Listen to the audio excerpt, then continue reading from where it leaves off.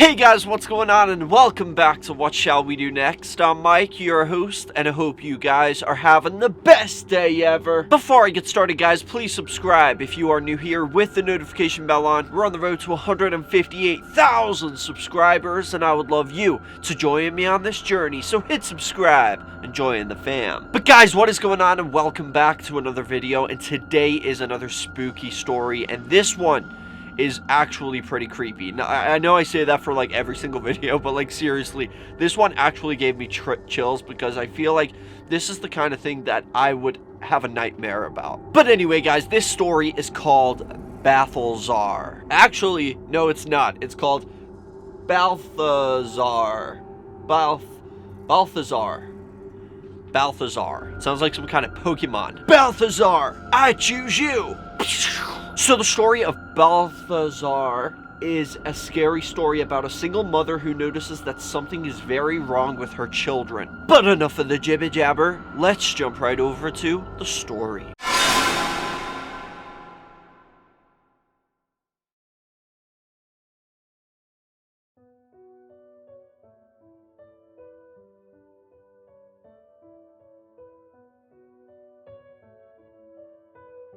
Balthazar. I'm a single mother. My husband left me a few years ago for another woman. Ever since then, I have been raising our two sons alone.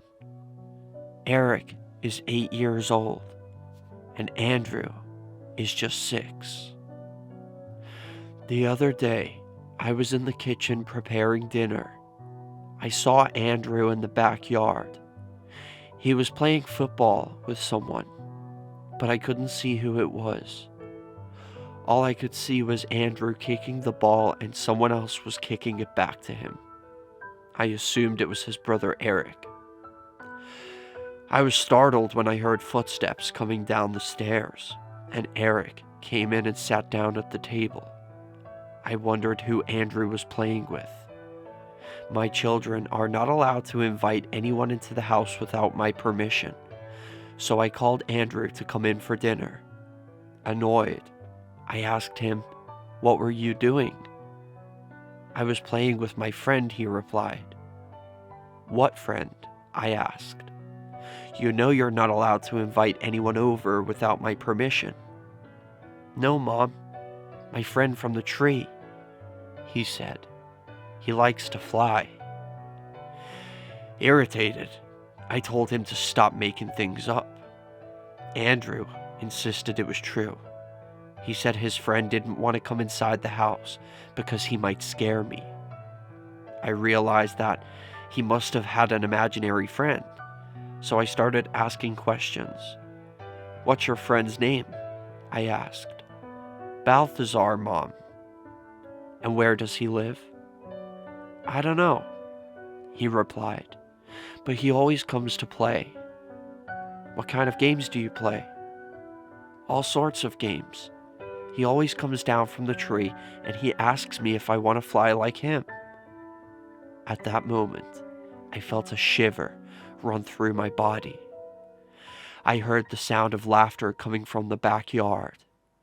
I got up to see who it was, but when I peered out the window, I couldn't see anyone.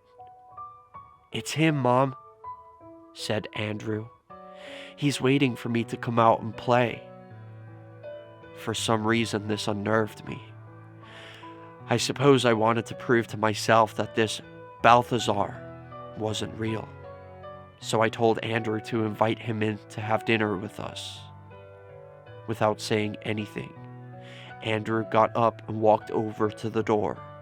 He beckoned with his hand, then came back and sat down at the table again. I looked at the doorway, half expecting to see someone come in, but there was no one. "Stop staring at the door, Mom," Andrew said. "He's already here." I told Andrew to stop playing around, and I started to scold him. Eric began to chuckle. Then, the chuckling got louder and turned into a cackling laughter. It sent a chill down my spine. I scolded Eric but he wouldn't stop. His cackling just grew louder and louder. It sounded evil and malicious. "I told you not to play with Eric," said Andrew. Eric could not stop laughing, and Andrew just sat there calmly eating his dinner. I shouted at Eric and told him to stop playing around. All of a sudden, he stopped laughing and grabbed my hand. Then, in a deep, raspy voice, he said, "You also want to fly?" Then he burst into that ghoulish laughter again. I was so disturbed by his behavior that I left the room and went upstairs to calm down. I don't know why, but his laughter sent chills down my spine. It was unsettling. I could still hear it coming from the kitchen. After a while, everything was silent. When I went back downstairs again, the boys were back to normal, playing video games on the TV. The next day, I left work early. By the time the children returned home from school, I was already preparing dinner. Everything seemed normal. I told the boys to wash their hands, and when they sat down at the table, I served their meals. Everything seemed normal, until I asked my sons what happened the day before. Eric's face was blank. He didn't seem to remember anything about it. "Balthazar was eating with us," Andrew said casually. "But Balthazar never came to sit at the table," I said. "He did, Mom," Andrew insisted. "Are you sure?" I asked. "Why didn't I see him?"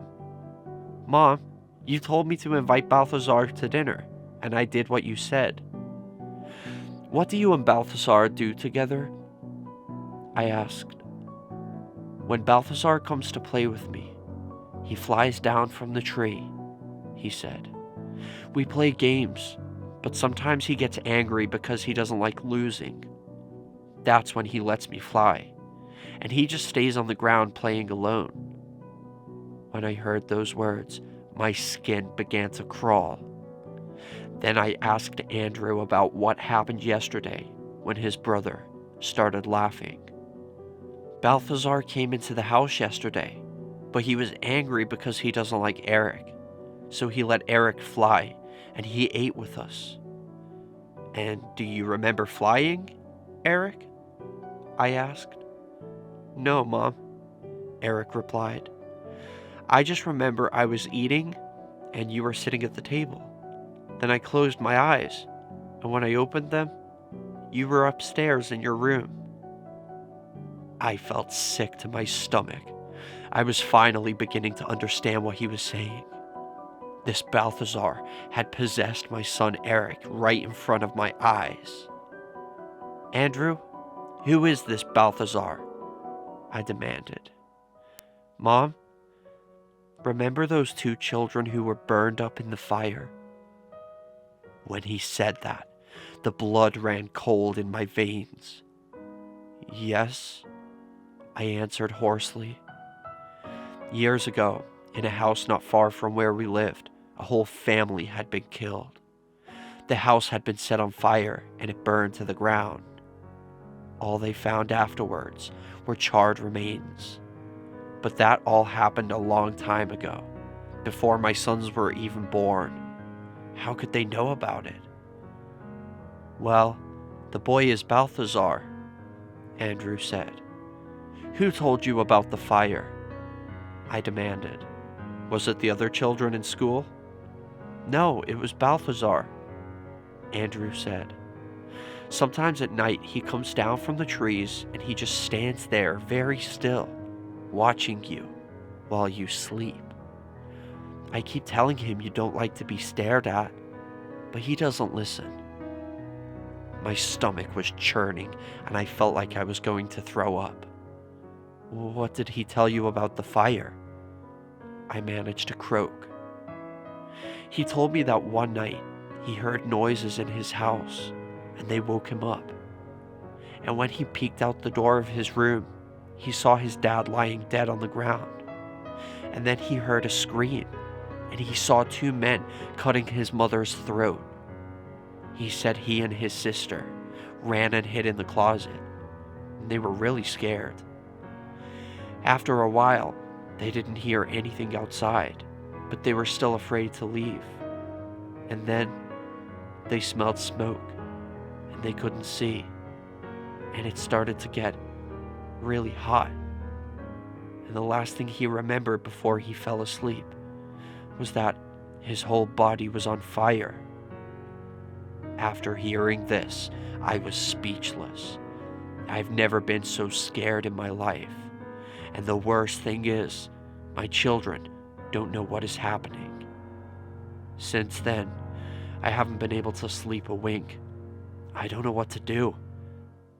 I need help. My children are being possessed, and how can I sleep knowing that a dead child is watching intently at my bedside?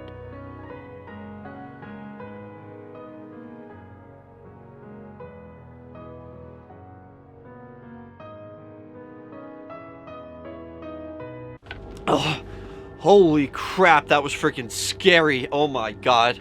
Like, that was actually scary. I feel like I'm actually gonna start thinking about that tonight. And I don't know why. I don't usually get that freaked out by reading these stories, but this one definitely hit somewhere in my scary bone in my body. It definitely hit the bone. Oh, excuse me. This was actually pretty scary. I mean, let's be honest. Just, I feel like the part that scared me, like, I actually got chills on the part where the kid was like, Eric was starting to laugh. Because that actually freaks me out. I don't know why, but have you ever seen that episode of American Dad where Roger says something to Stan, and Stan's like sitting in the chair, and then Stan starts like laughing at Roger's joke, and like he's like ha ha ha ha ha, and then Roger kind of laughs with him, but then Stan doesn't stop laughing, and he goes into like this fit of laughter, and then Roger is like, Stan, stop it, you're scaring me. Like, that is me. Like, I get scared when people go into a fit of laughter. Like, I don't know where this fear came from, but I think it might be because of a dream that I had, because I remember one time I did dream about something. It was actually my great-grandmother, and it was, I loved my great-grandmother, and like, she was the sweetest woman alive. And so I don't understand why I had this dream, but I had this dream where I saw her in the kitchen, and she started to like, just started laughing hysterically, and like, it was terrifying.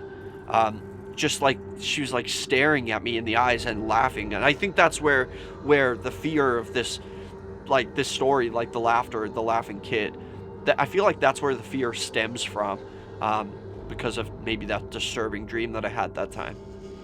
But yeah, this was actually really creepy.